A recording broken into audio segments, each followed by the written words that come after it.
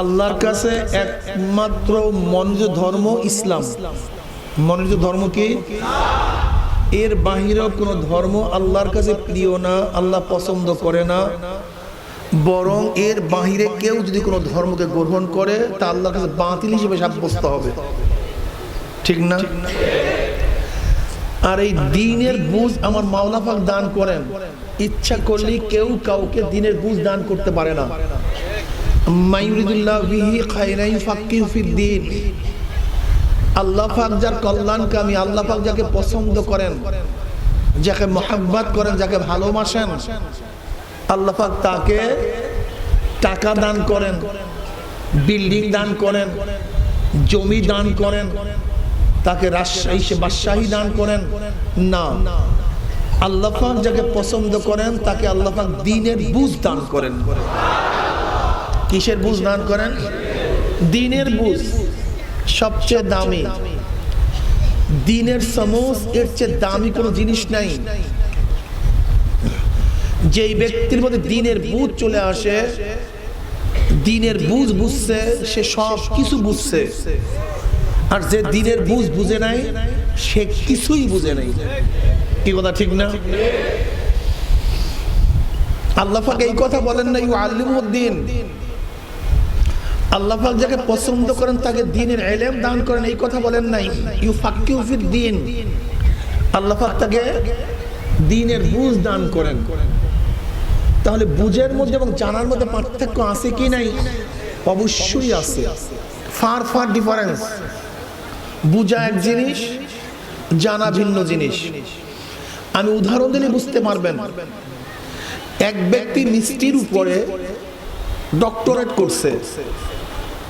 মিষ্টি কি দিয়া বানানো হয়? দুধ দিয়া। দুধ কোথা থেকে উৎপন্ন হয়? গরুর থেকে। গরু কি খায়? দুধের মধ্যে কি আছে? বিশাল থিসিস লিখে ফেলাইছে, এরকম মোটা। ডক্টরেট করছে কিসের উপরে? মিষ্টির উপরে। কিন্তু ব্যক্তি কোনোদিন মিষ্টি খায় নাই, মিষ্টি খায় নাই। আপনাদের ধারণা কি মিষ্টির যে কি স্বাদ, এই স্বাদ কি সে বুঝছে? সে মিষ্টি সম্পর্কে জানছে, বুঝে নাই। সে মিষ্টি সম্পর্কে জানছে কিন্তু বুঝে নাই। কিন্তু এক ব্যক্তি মিষ্টি সম্পর্কে কিছুই জানে না, কিন্তু মিষ্টি খেয়ে ফেলছে। সে মিষ্টি সম্পর্কে জানে নাই কিন্তু বুঝছে। কি কথা বলেন না কেন? সে মিষ্টি সম্পর্কে জানে নাই কিন্তু মিষ্টির স্বাদটা কি, মজা কি, এটা সে বুঝিয়া ফেলাইছে। তাই বুঝ এক জিনিস, জানা ভিন্ন জিনিস।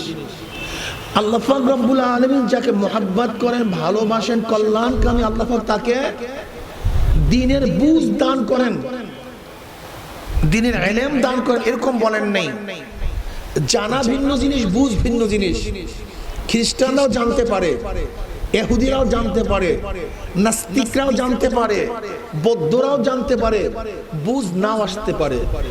আবার একজন মুসলমান হয়তো বেশি জানে না কিন্তু তার বুঝ আসতে পারে। সিরাতুল নবী আলাইহিস সালাতু ওয়াস সালামের কনফারেন্সের মধ্যে এক হিন্দু পণ্ডিত নবী আলাইহিস সালাতু ওয়াস সালাম সম্পর্কে জ্ঞান গরিমা খুব ভালো একটা বক্তব্য উপস্থাপন করছেন। অনেক যৌক্তিক, তাত্ত্বিক এক বিশ্লেষণ দিয়েছেন নবী আলাইহিস সালাতু ওয়াস সালাম সম্পর্কে। যে পরিচালক সে বলতেছে, দেখো এই হিন্দু পণ্ডিত আমার নবীকে যেভাবে চিনছে আমরা ওইভাবে চিনতে পারি নাই। অমনি এক বৃদ্ধ মুরব্বী উঠা বলতেছে, আপনার কথা ঠিক না, আপনার কথাকে উদ্ধ করেন, আপনার কথা ঠিক হয় নাই। বল আপনি এইভাবে বলেন এই হিন্দু পণ্ডিত আমার নবী সম্পর্কে যেরকম জানছে আমরাও সেইভাবে জানতে পারি নাই। উনি জানছে, চিনে নাই। আমরা হয়তো জানি না কিন্তু চিনছি। আমরা চেনার কারণে আমরা তার উপরে ঈমান আনছি, উনি না চেনার কারণে তার উপরে ঈমান আনতে পারে নাই। বুঝ একটা ভিন্ন জিনিস। দেখবেন আল্লাহ পাক রব্বুল আলামিন গোলামকে বুঝ দান করতে পারে, মালিককে বুঝ নাও দান করতে পারে। আল্লাহ পাক রব্বুল আলামিন বেলাল হাফসি রাদিয়াল্লাহু তাআলা আনহুকে বুঝ দান করছেন, তার মালিককে বুঝ দান নেই। আল্লাহ পাক রব্বুল আলামিন সোহাইলকে বুঝ দান করছে, বড় বড় ধনী থেকে বুঝ দান করেন নাই। আল্লাহ পাক ইকরামা রাদিয়াল্লাহু তাআলা আনহুকে বুঝ দান করছে, তার বাবা আবু জাহেলকে বুঝ দান করেন নাই। আল্লাহ পাক খালিদকে বুঝ দান করছেন, ওলীদকে আল্লাহ পাক বুঝ দান করেন নাই। আল্লাহ পাক রব্বুল আলামিন আলী রাদিয়াল্লাহু তাআলা আনহুকে, জাফর তাইয়ার রাদিয়াল্লাহু তাআলা আনহুকে বুঝ দান করছেন, তার বাবা আবু তালেবকে বুঝ দান করেন নাই। আল্লাহ পাক রব্বুল আলামিন আব্দুল্লাহ রাদিয়াল্লাহু তাআলা আনহুকে বুঝ দান করছেন, কিন্তু তার বাবা আব্দুল্লাহ ইবনে উবাই ইবনে সুলুলকে আল্লাহ পাক বুঝ দান করেন নাই। আল্লাহ পাক রব্বুল আলামিন এরকম হাজারো গরীব, হাজারো মূর্খ মানুষকে বুঝ দান করছেন, কিন্তু বড় বড় শিক্ষিত, বড় বড় ধনট্য ব্যক্তিকে আল্লাহ পাক বুঝ দান করেনি। কাজী আল্লাহ পাক রব্বুল আলামিন যাকে দ্বীনের বুঝ দান করবেন, তাকে আল্লাহ পাক সবচেয়ে বড় নিয়ামত দান করছেন। এর চেয়ে বড় নিয়ামত আর কিছু হতে পারে না। কাজী আল্লাহর কাছে দোয়া করি, মাওলা হে তুমি আমাদেরকে দ্বীনের বুঝ দান করো। কিসের বুঝ দান করো? দ্বীনের বুঝ দান করো। যাই হোক, ইন্নাদ দীন ইনদাল্লাহিল ইসলাম, আল্লাহর কাছে একমাত্র মনোনীত ধর্ম কি? ইসলাম। দ্বীন শব্দের অর্থটা কি? দ্বীন কাকে বলা হয়? দ্বীন জিনিসটা কি? আসলে আমরা দ্বীন সম্পর্কে অনেকেই বুঝি না, সমস্যা এখানে, ঠিক না? আর আল্লাহ পাক যাকে পছন্দ করেন তাকে কিসের দান করেন? দ্বীনের বুঝ। দ্বীন, দ্বীনটা কি? যুগে যুগে নবীরা যাহা কিছু নিয়ে আসছেন তাকে বলা হয় দ্বীন। এই দ্বীনের মধ্য থেকে নবী আলাইহিস সালাতু ওয়াস সালাম যে আদর্শ নীতিকে গ্রহণ করছেন তাকে বলা হয় ইসলাম। তাকে বলা হয় ইসলাম। সমস্ত নবীদের দ্বীন এক ছিল, কিন্তু সমস্ত নবীদের শরীয়ত এক ছিল না। এখানে দ্বীনের দ্বারা উদ্দেশ্য হলো আকীদা বা বিশ্বাস। সমস্ত নবীদের আকীদা বিশ্বাস এক। যেমন আল্লাহ কয়জন? সমস্ত নবীদের একমত। এবার কোন নবী দ্বিমত নেই। জান্নাত জাহান্নাম সম্পর্কে সমস্ত নবীর একমত। পুলসিরাত জাহান্নাম সম্পর্কে সমস্ত নবীর একমত। কিয়ামত সম্পর্কে সমস্ত নবীর একমত। মৌলিক আকীদা বা বিশ্বাসের ব্যাপারে কোন নবীদের মধ্যে মতপার্থক্য ছিল না। সমস্ত নবীদের আকীদা বিশ্বাস এক, অভিন্ন, কিন্তু শরীয়ত নিয়ম এক ছিল না। নবী আদম থেকে নবী নূহ আলাইহিস সালাতু ওয়াস সালাম পর্যন্ত শরীয়ত ছিল নবী আদমের। নবী নূহ আলাইহিস সালাতু আসার পরে আগের শরীয়ত বাদ শুরু হয়েছে নবী নূহ আলাইহিস সালাতু ওয়াস শরীয়ত। নবী নূহ আলাইহিস সালাতু ওয়াস সালাম থেকে শুরু করে নবী ইব্রাহিম পর্যন্ত শরীয়ত ছিল নবী নূহ। হযরত ইব্রাহিম আলাইহিস সালাতু আসার পরে আগের শরীয়ত বাদ চলছে কার? নবী ইব্রাহিমের শরীয়ত। নবী ইব্রাহিম আলাইহিস সালাতু শুরু করে নবী মূসা পর্যন্ত শরীয়ত ছিল নবী ইব্রাহিমের। নবী মূসা আসার পরে আগের শরীয়ত বাদ চলছে নবী মূসা। নবী মূসা থেকে নবী ঈসা পর্যন্ত শরীয়ত ছিল নবী মূসার। নবী ঈসা আসার পরে আগের শরীয়ত বাদ চলছে নবী ঈসা। নবী ঈসা থেকে আমার নবী পর্যন্ত শরীয়ত ছিল নবী ঈসার, কিন্তু আমার নবী আসার পরে আগেকার সমস্ত নবীদের শরীয়ত বাদ কিয়ামত পর্যন্ত চলবে আমার নবীর শরীয়ত। শরীয়ত ভিন্নতা আছে, শুধু তাই নয়, শরীয়ত একই শরীয়তের মধ্যে পরিবর্তন হয়। একই শরীয়তের মধ্যে কি হয়? পরিবর্তন হয়। এক সময় আমাদের শরীয়তের মধ্যে মদ খাওয়া জায়েজ ছিল, পরবর্তীতে মদ খাওয়া সম্পূর্ণ হারাম। আমাদের শরীয়তের মধ্যে এক সময় বেপর্দা ছিল, কিন্তু পরবর্তীতে পর্দা করা ফরজ হয়ে গেছে। কথা ঠিক না? এরকম আমাদের একই শরীয়তের মধ্যে পরিবর্তন হতে পারে, কিন্তু নবী আলাইহিস সালাতু ওয়াস সালাম দুনিয়া থেকে বিদায় হওয়ার পরে আর কোনো পরিবর্তন হবে না। কিয়ামত পর্যন্ত একই অবস্থায় চলতে থাকবে। দ্বীন একটা আদর্শের নাম, একটা নীতির নাম। কিসের নাম ভাই? একটা নীতি ও আদর্শের নাম কি? দ্বীন। ইন্নাদ দীনা ইনদাল্লাহিল ইসলাম, আল্লাহর কাছে একমাত্র মনোনীত আদর্শ নীতি ইসলাম। ইসলামের আদর্শ নীতির বাহিরে আল্লাহর কাছে কোন আদর্শ কোন নীতি কাবেলে কবুল না। কোন নীতি কোন আদর্শ কাবেলে কবুল না, গ্রহণযোগ্য না। চাই সে যে নীতি হোক না কেন, ডেমোক্রেসির নীতি হোক, সোশ্যালিজমের নীতি হোক, ক্যাপিটালিজমের নীতি হোক, কমিউনিজমের নীতি হোক, সেকুলারিজমের নীতি হোক, গণতন্ত্রবাদ হোক, গণতন্ত্রবাদ, ধনতন্ত্রবাদ, সমাজতন্ত্রবাদ, ধর্মনিরপেক্ষতাবাদ, যেই নীতি আদর্শ হোক না কেন, আল্লাহর কাছে একমাত্র মনোনীত ধর্ম কি? ইসলাম। ইসলামের বাহিরে কোন নীতি ও আদর্শ আল্লাহর কাছে গ্রহণযোগ্য না। কথা ঠিক আছে না? আলহামদুলিল্লাহ। আল্লাহর কাছে একমাত্র মনের ধর্ম কি? জোরে বলেন কি? ইসলামটাকে। ইসলাম খায় না মাথায় দেয়। ইসলামটা কি? হিন্দুত্ববাদ কি? খ্রিস্টানবাদ কি? ইহুদিবাদটা কি? আসলে বুঝিই না আমরা। সমস্যা এখানে। দেখেন, একজন হিন্দু, খ্রিস্টান, ইহুদি, বৌদ্ধর অবয়বের মধ্যে কোনো পার্থক্য নেই। চক্ষু, নাক, কান, জিহ্বা, ত্বক, বাহ্যিক সম্পূর্ণ রূপ এক। কিন্তু একজনকে কেন হিন্দু বললেন? একজনকে কেন খ্রিস্টান বললেন? একজনকে কেন ইহুদি বললেন? একজনকে কেন নাস্তিক বললেন? একজনকে কেন মুসলমান বললেন? কারণটা কি? সবই তো এক। বাহ্যিক দৃষ্টি করে খায় এক, চলে এক, সব দুনিয়ার বাহ্যিক উপাদান সব এক। ওই হিন্দু যা খায় মুসলমানই তাই খায়। একই খানা ভাত খায়, কি কথা ঠিক না? একই পানি পান করে, একই হাওয়া গ্রহণ করে, একই সূর্য ব্যবহার করে, একই চন্দ্র ব্যবহার করে, একই আকাশের নিচে আসে, একই মাটির মধ্যে তারা থাকে, একই চাষাবাস করে, সবই তো সমান। কিন্তু একজনকে হিন্দু বললেন কেন? একজনকে খ্রিস্টান বললেন কেন? একজনকে ইহুদি বললেন কেন? শুধু নীতি আদর্শের কারণে। যে হিন্দুদের নীতি আদর্শ গ্রহণ করছে তাকে বলে হিন্দু, যাকে খ্রিস্টানদের নীতি আদর্শ গ্রহণ করছে তাকে বলি খ্রিস্টান, যে ইহুদিদের নীতি আদর্শ গ্রহণ করছে তাকে বলি, জোরে বলেন, যে বৌদ্ধদের নীতি আদর্শ গ্রহণ করছে। না শুনলে সামনে আসিয়া বসেন, ওখানে শুনানো যাবে না। সামনে আসিয়া বসেন, বাস এখন কোন নাড়াচাড়া দেবেন না। সামনে আসিয়া বসুন, ওখানে শুনানো যাবে না। আচ্ছা বলেন তো, খুব খেয়াল দিয়ে শোনেন, যে ব্যক্তি হিন্দুদের নীতি আদর্শ গ্রহণ করছে তাকে কি বলছি? কথা বলেন না কেন? খ্রিস্টানদের নীতি আদর্শ, যে নাস্তিকদের নীতি আদর্শ, যে মুসলমানের ইসলামের নীতি আদর্শ গ্রহণ করছে তাকে বলা হয় মুসলমান। কি ভাই? ইসলামের নীতি ও আদর্শ, ইসলামের নীতি ও আদর্শ, ইসলামের নীতি ও আদর্শ যে গ্রহণ করছে তাকেই বলা হয় মুসলমান। তাকে বলা হয় কি? মুসলমান। তা তুমি নীতি ও আদর্শ গ্রহণ করছে হিন্দুদের, পরিচয় দাও মুসলমান, কারণটা কি? তুমি নীতি ও আদর্শ গ্রহণ করছে খ্রিস্টানদের, তুমি পরিচয় দাও মুসলমান, কারণটা কি? তুমি নীতি ও আদর্শ গ্রহণ করছো ইহুদিদের, তুমি পরিচয় দাও মুসলমানের, কারণটা কি? ভেজাল এখানে। ভেজাল কোন জায়গায়? ভেজাল এখানে, অন্য কোন জায়গায় ভেজাল না। বিবাহ শাদীর মধ্যে তুমি হাজারো নীতি ও আদর্শ গ্রহণ করছো হিন্দুদের। বর্তমান জমানায় বাংলাদেশের বিবাহ শাদীর মধ্যে যে নীতি ও আদর্শ গ্রহণ করা হয় এর 80% নীতি নিয়ম হলো হিন্দুদের।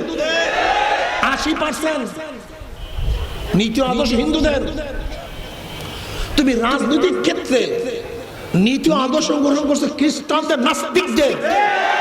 কি কথা বলেন না কেন? অধিকাংশ নাস্তিক এবং খ্রিস্টানদের। তুমি পোশাকের মধ্যে নীতি ও আদর্শ গ্রহণ করছো খ্রিস্টান, ইহুদিদের। কথা বলেন না কেন? অথচ তুমি নাম দিছো আমি মুসলমান। কি আজীব এক প্রাণীর নাম মুসলমান! কি আজীব এক প্রাণীর নাম মুসলমান! মুসলমানের জন্মই মুসলমান হয় না। খ্রিস্টানের জন্ম হইলে সে খ্রিস্টান হয় না। নবী ইব্রাহিম জন্ম হয়েছে কাফেরের ঘরে, কিন্তু সে খাঁটি মুসলমান। কিন্তু কেনান জন্ম হয়েছে নবী নূহ ঘরে, সেজন খাঁটি কাফের। আমাদের বুঝতে হবে জন্মের কোন সাবজেক্ট ইসলামের মধ্যে নাই। পীরের ঘরে জন্ম হইলো ফাসেক হতে পারে, আবার ফাসেকের জন্ম হইলো আল্লাহর ওলি হইতে পারে। জন্মের কোন সাবজেক্ট ইসলামের মধ্যে নেই, কোন সাবজেক্ট ইসলামের মধ্যে নেই। ইসলাম কিসের নাম? নীতি। জোরে বলেন। ওলামায়ে কেরাম, তুমি নীতি ও আদর্শ গ্রহণ করবা বিএনপি, আওয়ামী লীগের, জাতীয় পার্টির, আমি তুমি নিজে নাম দেবা আলেম, এটাও হয় না বাবা। রাগ করিয়েন না, রাগ করার কিছু নেই। আমি মুসলমান, আমার গোটা কৃষ্টি, কালচার, আদর্শ, নিয়ম হবে ইসলামের। দেখেন, আপনি প্রতিষ্ঠানে পড়তেছেন, আচ্ছা প্রতিষ্ঠানের কিছু আইন মানবেন আর কিছু আইন অন্য প্রতিষ্ঠানের মানবেন, এটা হয়? আমাকে বলেন। আমি বাংলাদেশের নাগরিক না, আচ্ছা বাংলাদেশের কিছু আইন মানবো আর ভারতের কিছু আইন মানবো, এটা হয়? আচ্ছা, আপনি যেই দোকানে চাকরি করেন, যার অধীনে চাকরি করেন, তার কিছু নিয়ম মানবেন, বাহিরে কিছু নিয়ম মানবেন, এটা হয়? তাহলে কি করতে হবে? যেই প্রতিষ্ঠানে আপনি আছেন ওই প্রতিষ্ঠানের হুবহু নিয়ম কানুন আপনাকে অবশ্যই মানতে হবে, নয়তো সেই প্রতিষ্ঠানে আপনি থাকতে পারবেন না। ভাই ডিস্টার্ব করবেন না, কথা বলার সুযোগ করে যাবেন। এখন আসার সময় পাইছেন আপনি, খুব খেয়াল দিয়ে শোনেন, আমি কথাটা বুঝাতে পারছি? আচ্ছা বলেন তো, আমি এক এক সময় এক এক নীতি আদর্শ গ্রহণ করব, তাহলে আমি কি সেখানে থাকতে পারবো? কোনোদিন থাকতে। যেই প্রতিষ্ঠানে আছেন সেই প্রতিষ্ঠানের নিয়ম ও আদর্শ আপনাকে অবশ্যই মানতে হবে। যদি না মানেন নাম কাটা যাবে, নাম চলিয়া যাবে। ঠিক আপনি ইসলামের প্রতিষ্ঠানের মধ্যে আছেন, আপনার গোটা আদর্শ নিয়ম ইসলামের থেকেই নিতে হবে, বাহিরে কোনো নেওয়ার সুযোগ নেই, কোনো সুযোগ নেই। আছে নাকি? এই জন্য আল্লাহ কি বলছে, ইয়া আইয়ুহাল্লাযীনা আমানু দুখুলু ফিস-সিলমি কাফা, এ মুমিনেরা ইসলামের মধ্যে পরিপূর্ণ প্রবেশ করো। মাথার মধ্যে ইসলাম অনুযায়ী সাজাও, চেহারা ইসলাম অনুযায়ী সাজাও, পোশাক ইসলাম অনুযায়ী সাজাও, দোকান ইসলাম অনুযায়ী সাজাও, ব্যবসা ইসলাম অনুযায়ী সাজাও, তোমার ছেলেকে ইসলাম অনুযায়ী সাজাও, তোমার মেয়েকে ইসলাম অনুযায়ী সাজাও, তোমার ব্যবসা বাণিজ্য কৃষ্টি কালচার, তোমার রাজনীতি অর্থনীতি সূরা সিরাত সব জায়গায় যখন ইসলাম অনুযায়ী হয়ে যাবে তখন মুসলমান, তখন তুমি মুসলমান। আর আল্লাহ পাক বলছে ওয়ালা তামুতুন্না ইল্লা ওয়া আনতুম মুসলিমুন, খবরদার মুসলমান না হইয়া কেউ মৃত্যুর বিছানায় শুইও না। যদি মুসলমান না হইয়া মৃত্যুর বিছানায় শুইয়াই যাও, যখন নাফরমান বদমাশ বেঈমান মৃত্যুর বিছানায় আছাড় খাইয়া পড়িয়া যাবে, আল্লাহ পাক ডাক দিয়ে ফেরেশতারে, এই নাফরমান আমার অনুযায়ী ইসলাম অনুযায়ী নিজেকে সাজায় নাই, সুরাত সাজায় নাই, পোশাক সাজায় নাই, ওর ঘরকে সাজায় নাই, ব্যবসা সাজায় নাই, দলকে সাজায় নাই, বরং খ্রিস্টান ইহুদি হরেক রকমের রূপে ওর সজ্জিত হয়েছে। খবরদার এই নাফরমান কোন জাহান্নাম কামাই করছে, খবরদার ওই জাহান্নাম কানান কানান কানান।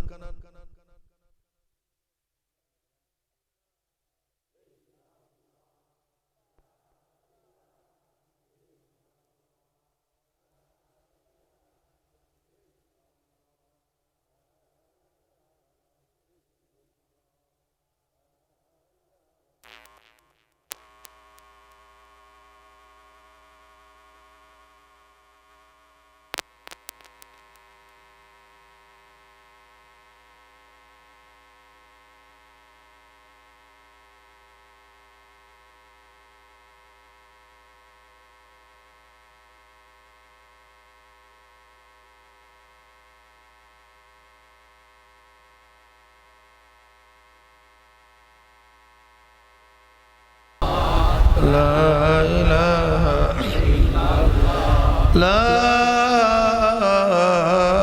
ইলাহা ইল্লাল্লাহু মুহাম্মাদুর রাসূলুল্লাহ।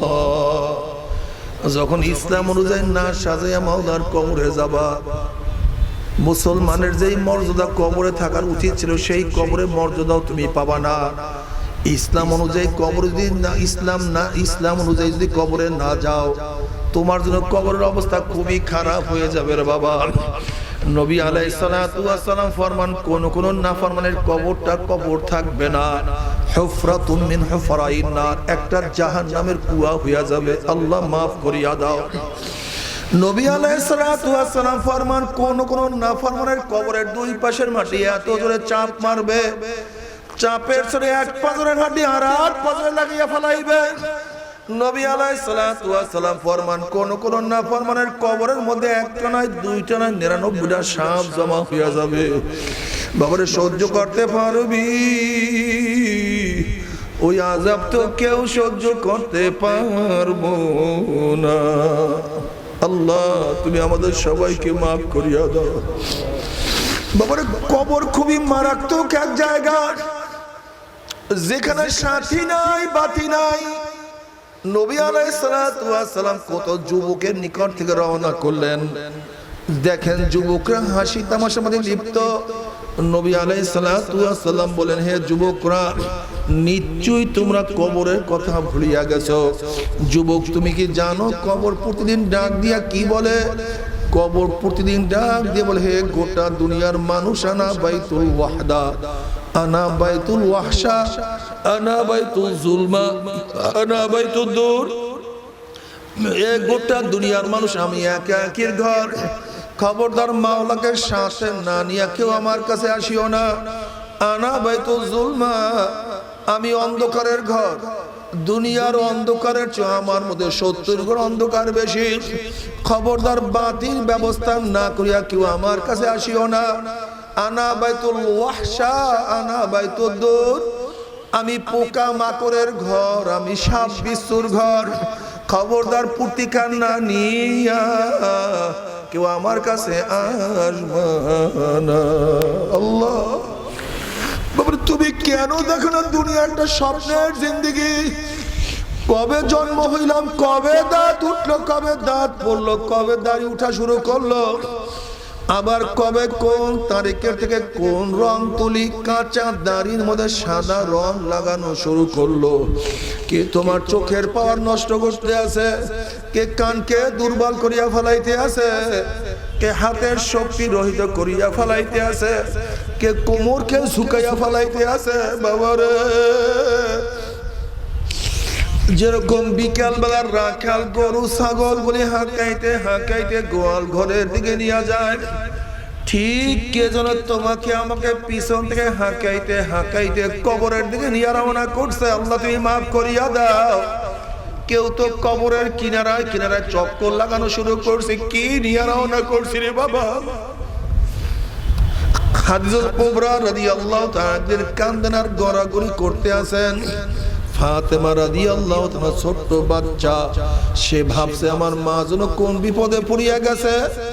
দৌড়ে আল্লাহর হাবিবের কাছে গিয়া বলতে আছেন, আব্বা জান জলদি আসেন, আমার মা কান্নাকাটি করতে আছে, আমার মা গড়াগড়ি করতে আছে, শরীরের মধ্যে ধুলাবালি লাগাইয়া ফেলাইছে, জলদি আসেন। নবী আলাইহিস সালাতু ওয়াস সালাম আসিয়া দেখে খাদিজা কান্দে গড়াগড়ি করতে আছে। আল্লাহর হাবিব বলেন, খাদিজা কেন কান্দো, কেনই বা গড়াগড়ি করো?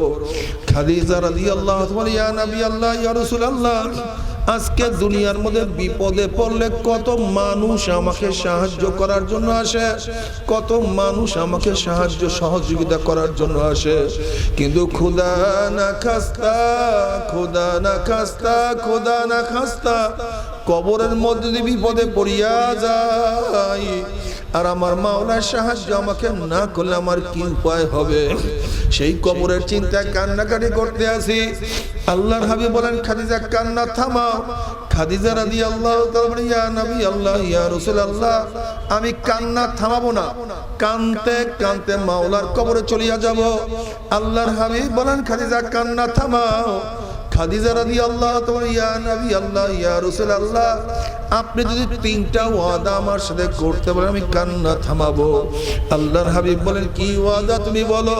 খাদিজা রাদিয়াল্লাহু তাআলা, ইয়া নবী আল্লাহ, ইয়া রাসূলুল্লাহ, আমি যখন দুনিয়ার থেকে বিদায় হয়ে যাব আপনার জামা মোবারক, জুব্বা মোবারক দিয়ে আমাকে কাফন পরাইবেন। আপনার জামার বরকতে কবরের 2 পাশের মাটি আমাকে চাপ দিতে পারবে না। ইয়া নবী আল্লাহ, ইয়া রাসূলুল্লাহ, আমার জন্য খাস করে দোয়া করবেন, আপনার দোয়ার বরকতে কবরের মধ্যে আমার আযাব হবে না। ইয়া রাসূলুল্লাহ, ইয়া হাবিবাল্লাহ, আমাকে দাফন করিয়া যখন সবাই ঘরে চলে আসবে আপনি আমার কবর কাছ থেকে আসতে পারবেন না, কারণ কবরের মধ্যে ফেরেশতাদের জবাব আমি দিতে পারবো না, আমার পক্ষ থেকে ফেরেশতাদের জবাব আপনি দিয়া দিবেন। আল্লাহর হাবিব বলেন, খাদিজা আমি ওয়াদা করলাম 3টা ওয়াদা আমি পালন করব। খাদিজা রাদিয়াল্লাহু তাআলা যখন দুনিয়ার থেকে বিদায় হয়ে গেলেন, আল্লাহর হাবিবের জামা ওর দিয়ে কাপন পরাইলেন। আল্লাহর হাবিব খাস করিয়া তার জন্য দোয়া করলেন। তাকে দাফন করিয়া সবাই যখন ঘরে চলে আসছে, আল্লাহর হাবিব কবরের কিনারায় দাঁড়াইয়া আছেন। আর রাত্র অনেক হয়ে গেছে। আল্লাহ পাক ডাক দিলেন, আমার হাবিব গো, সবাই তো ঘরে চলিয়া গেছে, আপনি কেন কবরের কিনারে দাঁড়াইয়া আছেন? নবী আলাইহিস সালাতু ওয়াস সালাম বললেন, মাওলা রে, খাদিজার পক্ষ থেকে ফেরেশতাদের জবাব দেওয়ার জন্য দাঁড়াইয়া রইলাম, কই ফেরেশতাদের কোনোই সারা শব্দ পাই না। আল্লাহ পাক ডাক দিয়ে বলে, আমার হাবিব গো, খাদিজার পক্ষ থেকে ফেরেশতাদের জবাব আপনার দেয়া লাগবে না, বরং খাদিজার পক্ষ থেকে আমি মাওলায় নিজে ফেরেশতাদের জবাব দিয়া দিছি। আল্লাহ তুমি আমার বাবারা, আমার পর্দার মা বোনেরা, যেই খাদিজার পক্ষ থেকে আমার মাওলায় নিজে ফেরেশতাদের জবাব দিয়া দিছে, সেই খাদিজা কবরের মধ্যে এত কাঁদতে পারে, সেই খাদিজা কবরের মধ্যে এত কাঁদতে পারে, সেই কবরের চিন্তা তোমার আমার চোখে কেন পানি নাই রে বাবা? সেই কবরের চিন্তা তুমি আমি কেন অস্থির নাই রে বাবা? সেই কবরের চিন্তা কেন গড়াগড়ি করি না রে বাবা? আসলে কপাল পুড়িয়া গেছে, আর কিছু না, আর কিছু না। গুনাহ করতে করতে কলবটা মরিয়া গেছে, গুনাহ করতে করতে কলবটা মরিয়া গেছে। অন্ধকার দিনের বুঝ আসে না, দিন ভালো লাগে না। আমার যুবক বাবা, আমার মুরব্বী বাবার, আমার পর্দার মা বোনেরা, এ বড় লোকের দলেরা, এ আমার বড় লোক বাবারা, এই শরীরকে কত সুন্দর সাজাইছ, এই শরীরের মধ্যে কত দামি দামি সাবান লাগাইছ, কত সোনো, কত পাউডার, কত পারফিউম, কত সেন্ট, কত আতর লাগাইছ। আজকে শক্ত জমিনের মধ্যে শরীর লাগাইতে পারো না, শরীরের মধ্যে ব্যথা পাও। আজকে ছোট্ট একটা কাঁটা নাগা সহ্য করতে পারো না, শরীর সহ্য করতে পারে না। আজকে ছোট একটা কাঁচ চিমটি রাখা তো সহ্য করতে পারো না। কত সুন্দর নরম শরীর বানাইছো। খোদা না খাস্তা, খোদা না খাস্তা, খোদা না খাস্তা। এই শরীরের মধ্যে যদি 99 সাপের কামড় শুরু হইয়া যায়, আল্লাহ আল্লাহ তুমি আমাদের সবাইকে মাফ করিয়া দাও, সবাইকে মাফ করিয়া দাও, সবাইকে ক্ষমা করিয়া দাও, সবাইকে দিনের বুঝ দিয়া দাও। আল্লাহ আমাদের সবাইকে দিনের বুঝ দিয়া দাও। তুমি হেদায়েত না দিলে কেউ হেদায়েত দিতে পারবে না বাবা রে। আল্লাহ তুমি আমাদের সবাইকে মাফ করিয়া দিও। ওই যে কবরের মধ্যে একা একা কেমনে থাকবো রে? সাথী নাই, বাতি নাই, সাহায্যকারী নাই।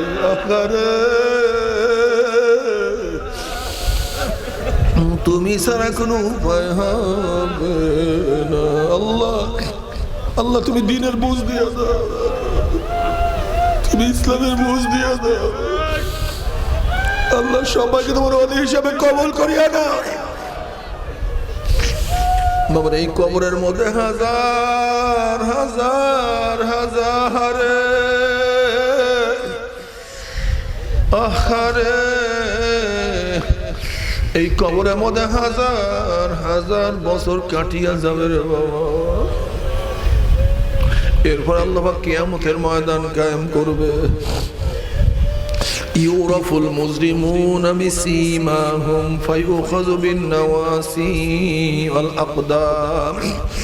বাবারে, যেরকম বিজ্ঞ ডাক্তারের কাছে রোগী যাওয়ার সাথে সাথে ডাক্তার চেহারা দেখলেই বলতে পারে কোন রোগের জাম রোগীর মধ্যে ঢুকছে, ঠিক কিয়ামতের ময়দানে গুনাহগারদের ফেরেশতারা দেখলেই বুঝতে পারবে কোন গুনাহ করিয়া নাফরমান কিয়ামতের ময়দানে উঠছে। আল্লাহ মাফ করিয়া দাও। নবী আলাইহিস সালাতু ওয়াস সালাম এই আয়াতের ব্যাখ্যায় বহু ধরনের চেহারার কথা বয়ান করছে। যারা দুনিয়ার মধ্যে বেনামাজি নামাজ পড়বে না, তাদের চেহারা কিয়ামতের ময়দানে আলকাত্তার মতো কালো হইয়া যাবে, রাস্তার পিজের মতো কালো হইয়া যাবে। আল্লাহ তুমি মাফ করিয়া দাও। বাবারে এখন থেকে নিয়াত করো জীবন যা কার থাক নামাজ আমি কাজা করব না, আমি নামাজ কাজা করব না। বাবারে কোন মুমিন কোন মুসলমান নামাজ ছাড়তে পারে না বাবা। নবী আলাইহিস সালাতু ওয়াস সালাম ফরমান আল ফারকু বাইনাল আবদি ওয়াল কুফরি তারকুস সালাহ। মুমিন এবং কাফেরের মধ্যে পার্থক্য, মুমিন নামাজ পড়ে, কাফের নামাজ পড়ে না। আল্লাহ রে, কোন মুমিন নামাজ না পড়িয়া পারে না। আল্লাহ আমাদের সবাইকে নামাজি বানায়া দাও। বলে এখন থেকে নিয়ত করে ইনশাআল্লাহ আমি আর নামাজ কাজা করব না, জীবন যা কার থাক আমি নামাজ কাজা করব না। রাজি আছেন ইনশাআল্লাহ? কে কে নিয়ত করব? নারায়ে তাকবীর। আমি আর নামাজ কাজা করব না ইনশাআল্লাহ। আল্লাহ সবাইকে কবুল করিয়া নাও। যারা দুনিয়ার মধ্যে হারাম খাবে, হারাম খোরদের চেহারা কিয়ামতের ময়দানে শুয়ারের সূরত হয়ে যাবে। যারা দুনিয়ার মধ্যে হিংসা আসাদ করবে তাদের সারা কুত্তার সূরত হয়ে যাবে। যারা দুনিয়ার মধ্যে ঠকবাজি করবে তাদের সারা বান্দরের সূরত হয়ে যাবে। যারা দুনিয়ার মধ্যে মানুষকে ক্ষতি করবে তাদের সারা সাপের সূরত হয়ে যাবে।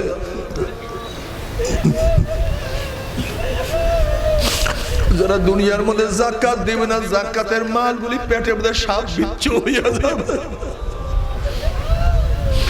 ওই সাপ দুই সোয়ালের মধ্যে শুধু আঘাত করতে থাকবে। আল্লাহ তুমি মাফ করিয়া দাও। কতক মানুষের পা উপরের দিকে থাকবে, চেহারার উপরে হাঁটতে থাকবে। জাহান্নামের এখন চেহারার উপরে হাঁটতে থাকবে, পা তার উপরের দিকে থাকবে। ওই জাহান্নামের একটা উদ্যান হবে, কাঁটা যুক্ত উদ্যান। ওই ভূমির মধ্যে এরকম বড় বড় কাঁটা থাকবে। নাফরমান যখন চেহারার উপর থেকে হাঁটতে থাকবে, কাঁটা যখন চোখের মধ্যে লাগিয়া যাবে, কাঁটার আঘাতে আঘাতে চোখের সমস্ত মরি চোখের মধ্যে থেকে বের হইয়া চলে আসবে। আল্লাহ তুমি মাফ করিয়া বাবা রে। দুনিয়া কয়দিনের দুনিয়ার জন্য পাগল হইয়া গেছে রে বাবা। বাবারা আমরা টুপি পরলাম, তুমি টুপি পরো নাই, তোমার কি লাভ হইলো, আমাদের কি ক্ষতি হইল? বাবা তুমি দাড়ি কাটছো, আমার দাড়ি রাখছে, তোমাদের কি লাভ হইলো, আমাদের কি ক্ষতি হইল? তোমরা খ্রিস্টানের পোশাক ধরছো, আমরা নবীওয়ালার পোশাক ধরছি, আমাদের কি ক্ষতি হইল, তোমাদের কি লাভ হইল? বাবারা তোমরা দুনিয়ার পিছনের ছুটছো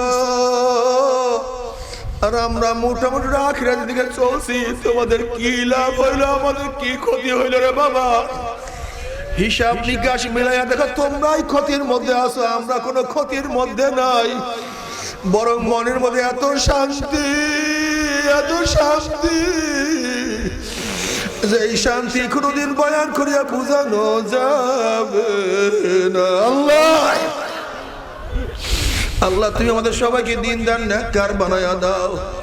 জাহান্নামীরা যখন পানি পানি করে চিল্লাইতে থাকবে, আল্লাহ পাক তাদের জবাবে কালামে পাক মধ্যে কি বলে শোনেন। ওয়ায়াস্তাগীসু ইউগাসু বিমাইন কাল মুহলি ইয়াশবিল উযুহু বিসাস শারাব ওয়া সাআত মুরতাফাকা। যখন জাহান্নামীরা পানি পানি করে চিল্লাইতে থাকবে, তাদের সামনে ঘন কালো আলকাত মানে পুঁজ তাদের সামনে হাজির করা হবে। ওই পানি এবং পুঁজ এত গরম হবে, যখন জাহান্নামীদের চেহারার সামনে পানি এবং পুঁজ নিয়ে আসা হবে, পানি এবং পুঁজের গরম ইয়াশবিল উযুহু চেহারার চামড়াটা খুলিয়া জাফাত করে পড়িয়া যাবে। এরপরও পানির তৃষ্ণা মিটবে না। যখন ডক ডক ডক করে পানি এবং পুঁজ গিরিয়া খেয়া ফেলাইবে, পেটের মধ্যে গিয়া নারী বুড়ি সব জ্বালাইয়া পোড়াইয়া গলাইয়া পিছনের রাস্তা দিয়া ঝুপ ঝুপ করে ফেলাইয়া দিবে। আল্লাহ পাক কালামে পাকের মধ্যে ফরমান লা ইয়ামুতু ফিহা ওয়ালা ইয়াহইয়া। মানুষ মরবেও না, মানুষ বাঁচবেও না, জীবন বাহির হবে কিন্তু বাহির হবে না। তোমারে সহ্য করতে পারবি? জাহান্নামের এক সেকেন্ড যাব, কেউ তো সহ্য করতে পারবো না। বাবারে কেউ যদি বলতে পারবো আমার পাও দালে আমি আর গুনার কাজ করবো না, বাবা আমি আল্লাহর কসম করে বলতে আছি সবার সামনে তোমার 100 বার পায়ে ধরতে রাজি আছি রে বাবা, তারপরও গুনার কামের কাছেও কেউ যাইও না। বলতে পারো হুজুর গুনার কাজ আমি করব, জাহান্নামে আমি যাব, আপনি এত ব্যস্ত কেন? আপনার কি হয়েছে? আপনি কেনই বা আমার হাতে পায়ে ধরতে চান? বাবা তুমি বিচার করো, তুমি যদি কোনো পুকুরের পাড় থেকে হাঁটিয়া যাও আর যদি দেখো পুকুরের পাড়ে কোনো একটা বাচ্চা পানি নিয়ে খেলা করতে আসে, তুমি বাচ্চাকে চেনো অথবা নাই চেনো, তুমি মানুষ হইয়া তবে বাচ্চাকে পুকুরের পাড়ে রাখিয়াই কিন্তু যাইতে পারবা না। যখন ওই বাচ্চাকে পানির থেকে তুলবা, বাচ্চা তোমাকে লাথি দিবে, কামড় দিবে, গালি দিবে, তখন ওই বাচ্চাকে বলবো রে বাচ্চা তুমি তো বুঝো না, তুমি পানির খেলার মজা পাইয়া পানির সাথে খেলতে আসো, বাধা দেওয়ার কারণে তুমি আমাকে লাথি দাও, কামড় দাও, গালি দাও। ওরে বাচ্চা পানির সাথে খেলতে খেলতে খেলতে খেলতে হঠাৎ যদি পানির মধ্যে পড়িয়া যাও আর তো বা সহজে পানির থেকে উঠবা না। বাবার আমরাও কোরআন এবং হাদিসের দৃষ্টিতে দেখতে আছি কতকে আল্লাহ পাকের বান্দা বান্দি সিনেমায় মজা পাইয়া, ভিসিআরে মজা পাইয়া, দাড়ি কাটায় মজা পাইয়া, বেপর্দায় সেনায় মজা পাইয়া, দুনিয়ার ক্ষমতায় মজা পাইয়া, গাঁজাইয়া বা মদের মধ্যে মজা পাইয়া, এক কথায় গুনার কাজে মজা পাইয়া জাহান্নামের কিনারায় বসে খেলা করতে আছে, আনন্দ ফুর্তি নাচা নাচির মধ্যে লিপ্ত হইয়া আছে। আল্লাহ না করুক, আল্লাহ না করুক, আল্লাহ না করুক, এই খেলা করা অবস্থায়, নাচানাচি করা অবস্থায় হঠাৎ যদি পিছন থেকে ধাক্কা দিয়া বয়, অমনি উল্টে ঘুম করে জাহান্নামে পড়িয়া যাবে রে বাবা, আর তো মনে হয় সহজে জাহান্নাম থেকে উঠবে না। এ আমার বেনবাদী বাবারা, তুমি কি দেখো নাই আমার কত বাবারা নামাজ ধরার আগে দুনিয়ার থেকে বিদায় হয়ে গেছে? এ আমার দাড়ি কামান্য বাবারা, তুমি কি দেখো না আমার কত বাবারা দাড়ি রাখবো রাখবো করতে করতে দাড়ি ছাড়াই দুনিয়ার থেকে বিদায় হয়ে গেছে? এ মদখোর, তুমি কি দেখো না কত মদখোর মদ পান করতে করতে আজরাইল লাথি মারিয়া জাহান্নামে পালাইয়া দিছে? তুমি আগামীকাল বাঁচবা, তওবা করবা, মাওলাকে রাজি খুশি করিয়া মাওলার কবরে যাবা। এই গ্যারান্টি তোমাকে কে দিছে রে বাবা? নফস এবং শয়তান ছাড়া এই গ্যারান্টি কেউ দিতে পারে না, আল্লাহ। তবে মোমেন মুসলমান বলতে সবাই মনে চায় গুনাহ থেকে ফিরিয়া নেক আমল করিয়া মাওলার জান্নাতে কিন্তু সবাইরই যাইতে মনে চায়। গুনাহ নিয়া মাওলার জাহান্নামে কাউরি কিন্তু যাইতে মনে চায় না। কিন্তু কেনই বা আমরা নেক আমল করতে পারি না, কেনই বা গুনার কাম ছাড়তে পারি না? এর মূল কারণ হলো আপনার এবং আমার পিছনে নফস এবং শয়তান লাগিয়া রইছে। এই নফস এবং শয়তানকে ফেরার জন্য যে কোনো একজন হক্কানি আল্লাহর ওলির হাতে হাত দিতে হবে রে বাবা। খবরদার, বর্তমান জমানায় পীর মুরিদে ভেজাল, শিরক, বিদআত, হিংসা, হাসাদ ব্যবসা বাণিজ্যে পরিণত হয়ে গেছে। সমস্ত আল্লাহর ওলির একমত, যেই পীরের 5 জন মুরিদের মধ্যে কম পক্ষে 3 জনকে দেখবা আলহামদুলিল্লাহ সুন্নাত মুআফিক আমল আখলাক মজবুত হইয়া যাইতে আছে, গুনার কাম ছাড়তে আছে, নেকের আমল ধরতে আছে, কলব নরম হইয়া চোখে পানি আসতে আছে। বিরিক্ষতর নাম কি, ফলে পরিচয়। আমি চরমোনাই বুঝি না, চরমোনার দাওয়াত প্রশংসা প্রচার প্রসার করার জন্য আসি না রে বাবা। চরমোনায় যাওয়ার তোমার কোনো দরকার নাই, কোনো দরকার নাই, কোনো দরকার নাই।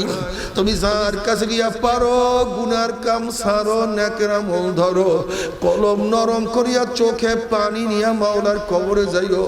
যেরকম দুনিয়ার ঘরে আগুন লাগলে পানি ছাড়া নিবানো যায় না, ঠিক তদ্রুপ তোমার এবং আমার গুনার দ্বারা যে জাহান্নামের আগুন জ্বলিয়া রইছে, চোখের পানি ও ছাড়া কিন্তু জাহান্নামের আগুন নিবানো সম্ভব না। কাজী বাবা আমার জন্য দোয়া চাই, আমিও দোয়া করি। সবাই সবার জন্য প্রাণ খুলিয়া দোয়া করো, যেন কিয়ামতের ময়দানে গলাগলি বাঁধিয়া মাওলা একসাথে জান্নাতে যাওয়ার তৌফিক দিয়া দেয়। আল্লাহুম্মা আমিন, আল্লাহুম্মা আমিন। ও আমার পর্দার মা বোনেরা, ও আমার মা বোনেরা, 2 হাত তুলিয়া মাওলার দরবারে কান্দো আর মাওলার কাছে মাপ চাও। কান্না না আসলে মনের ভিতরে মন, একদিন এই ঘরের দরজাতে নতুন বউ হইয়া উঠছিল রে মন। কত মেয়ে লোকে শরবত খাইছে, কত মেয়ে লোকে মাথাজ করছে। আবার একদিন এই ঘরের দুয়ার দিয়ে মরা লাশে বাইর হব। ছেলে কানবে মামা করে, মেয়ে কানবে মামা করে। পরিমাণ জবাব তো আর দিব না। আল্লাহ আল্লাহ কত আলেম ওলামাদের নিয়ে হাত তুললাম রে মাওলা। আল্লাহ কত সাদা দাড়িওয়ালা ভাইদেরকে নিয়ে হাত তুললাম রে মাওলা। আল্লাহ তোমার হাবিব বলছে সাদা দাড়ি যখন কান্দন নয় তখন তুমি লজ্জা হইয়া যাও। আল্লাহ কত বেগুনের না বলে তালবে আলিম যাদের পায়ের নিচে ফেরেশতারা পাখনা বিছায়া যায়। আল্লাহ কত জাকিরিন শাকির আর খাস খাস বান্দাদেরকে নিয়ে হাত তুললাম রে মাওলা। আল্লাহ আমি তো গুনাহগার, আমার দিকে না তাকাইয়া তোমার যেই বান্দার হাত পছন্দ হয় তার উসিলে আমাদের সবার গুনাহ তো মাফ করে দাও।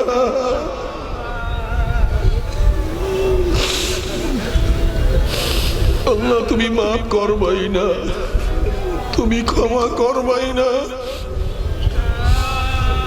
তাহলে প্রচন্ড রৌদ্রের মধ্যে তোমার বন্ধের এখানে কেন আসছে? দুনিয়ার সমস্ত কাজকর্ম বাদ দিয়ে তোমার বন্ধের এখানে কেন আসছে? আল্লাহ আমরা গম নেওয়ার জন্য আসি নাই, কম্বল নেওয়ার জন্য আসি নাই, দুনিয়ার কোন স্বার্থে এখানে আসি নাই। আল্লাহ কেউ নামাজ কাজা করিয়া ফেলাইছে, কেউ রোজা সারিয়া দিছে, কেউ দাড়ি কাটিয়া ফেলাইছে, কেউ বেপর্দা সেনার মধ্যে লিপ্ত হয়ে গেছে, কেউ হারাম কবিরা গুনাহ করিয়া ফেলাইছে। আমরা জাহান্নামের কাজ করিয়া ফেলাইছি। আল্লাহ জাহান্নামের খাতার থেকে আমাদের নামটা কাটিয়া দেয়।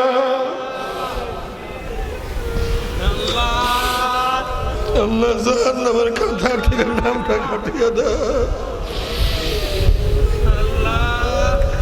আল্লাহ জান্নাতুল ফিরদাউসের মধ্যে আমাদের নামটা উঠায় না।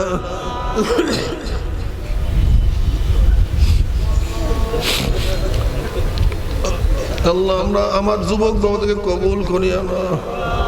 আল্লাহ আমার যুবক বাবাদেরকে কবুল করিয়া না। আল্লাহ আমার যুবক বাবাদেরকে কবুল করিয়া না। আল্লাহ আমার মুরব্বী বাবাদেরকে কবুল করিয়া না। আল্লাহ আমার মা বোনদেরকে কবুল করিয়া না। আল্লাহ আমরা যারা হাত তুললাম জানি না কার মা নাই, জানি না বাবা নাই, স্ত্রী নাই, স্বামী নাই, সন্তান নাই, দাদা নাই, দাদু নাই, নানা নাই, নানু নাই। আল্লাহ যত মুমিন মুমিনাত, যত মুজাহিদরা কবরে শুয়ে আছে সবার কবরের আযাবকে মাফ করে দাও। ইয়া আল্লাহ খাস করে আমাদের শায়েখ ও মুর্শিদের কবরকে জান্নাতের বাগিচা বানায়া দাও। মা দাদা সহ तमाम দুনিয়ার মাশায়েখদের মাকামকে জান্নাতের মধ্যে বুলন্দ করে দাও। ربنا هب لنا من ازواجنا وذريتنا قرة اعين واجعلنا للمتقين اماما رب ارحمهما كما ربياني صغيرا وصلى الله تعالى على خير خلقه محمد وآله وأصحابه وأزواجه وأتباعه أجمعين وارحمنا معهم برحمتك يا أرحم الراحمين। এই পাগড়িটা দেন, বসেন, কি উঠছেন না। প্রত্যেকের গায়ের সাথে ডাইন হাত লাগাই বসে আমরা সবাই তওবা করি। আমরা প্রত্যেকের গায়ের সাথে ডাইন হাত লাগাই সবাই তওবা করি। প্রত্যেকের গায়ের সাথে ডাইন হাত লাগাই বসেন, সবাই তওবা করি। পর্দালে মা বোনেরা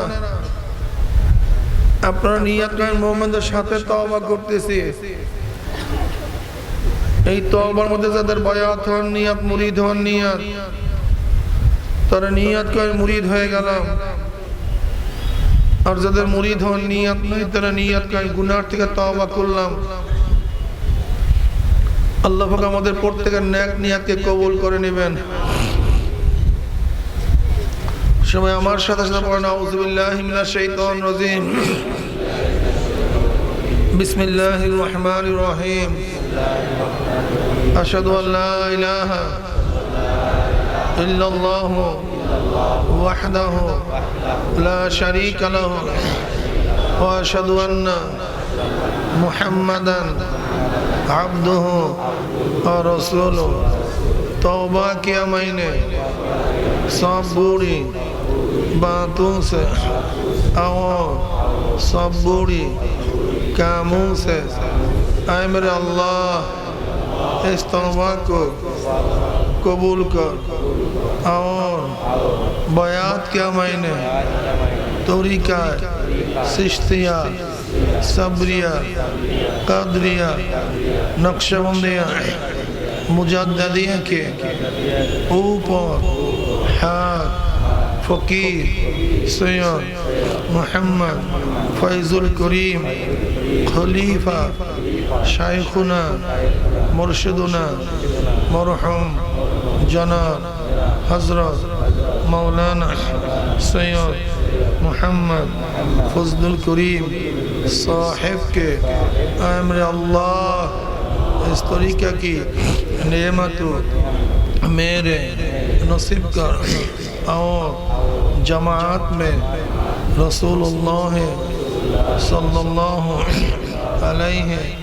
वसल्लम के मेरे हाशर कर आमीन। भाई बसें कुछ ना कथा शुने একটু কথা শুনে বসেন বসেন। এই তরিকার যারা সবক আদায় করতে চান, এই তরিকার যারা পুরান মুজাহিদে শিখতে পারবেন, সপ্তাহে তাআল্লুম হালকা জিকির মাসিক ইসলামে শিখতে পারবেন। আজ খাস করে এই এলাকার যত মাদ্রাসা আছে ওলামায়ে কেরাম আসছেন, তোলাবায়ে আজম আসছেন, সবাই মাদ্রাসায় সম্পৃক্ত থাকবেন। আপনার বাচ্চাদেরকে কমই মাদ্রাসায় পড়াবার চেষ্টা করবেন, কমপক্ষে একটা বাচ্চা হলো কমই মাদ্রাসায় চেষ্টা করবেন দেয়ার। আল্লাহ পাক আমাকে এবং আমাদের সবাইকে কবুল করে নেন, আল্লাহুম্মা আমিন। আল্লাহ আমাদের তওবাকে কবুল করে নেন, তওবার ইস্তেকামত থাকার তৌফিক দিয়ে দেন। আল্লাহ যাদের উসিলায় মাহফিল হইল, যারা মাহফিলের জন্য চেষ্টা করলো, খাটনি দিল, সাহায্য করলো, আমরা যারা মাহফিলে হাজির হইলাম সবার খাস রহমত নাযিল করেন। আল্লাহ অনেকেই দোয়া চাইছে, জানি না কে কিসের জন্য দোয়া চাইছে, প্রত্যেকের নেক মকসুদকে আমরা পূর্ণ করে দেন। যারা অসুস্থ আছে পরিপূর্ণ শেফায়ে কামেলা আজরা নসিব করেন। যারা মিথ্যা মামলা আছে মিথ্যা মামলা থেকে হেফাজত করেন। যারা ঋণগ্রস্ত আছে ঋণ থেকে হেফাজত করেন। আপনার জমিনে আপনার হুকুমত ইসলাম হুকুমত কায়েম করে দেন। আল্লাহ আসমানি গজব জমিনে গজব থেকে হেফাজত করেন। জাদুকরের জাদুর থেকে, হিংসুকের হিংসার থেকে, জালেমের জুলুম থেকে, জিন ইনসানের শারারত থেকে আপনাকে হেফাজত করেন। রব্বির হামহুমা কামা রব্বায়ানি সগীরা। সুবহান রাব্বিকা রব্বিল ইজ্জাতি আম্মা ইয়াসিফুন ওয়া সালামুন আলাল মুরসালিন আলহামদুলিল্লাহি রাব্বিল আলামিন। আসসালামু আলাইকুম ওয়া রাহমাতুল্লাহি ওয়া বারাকাতুহু। যারা দেখা করবেন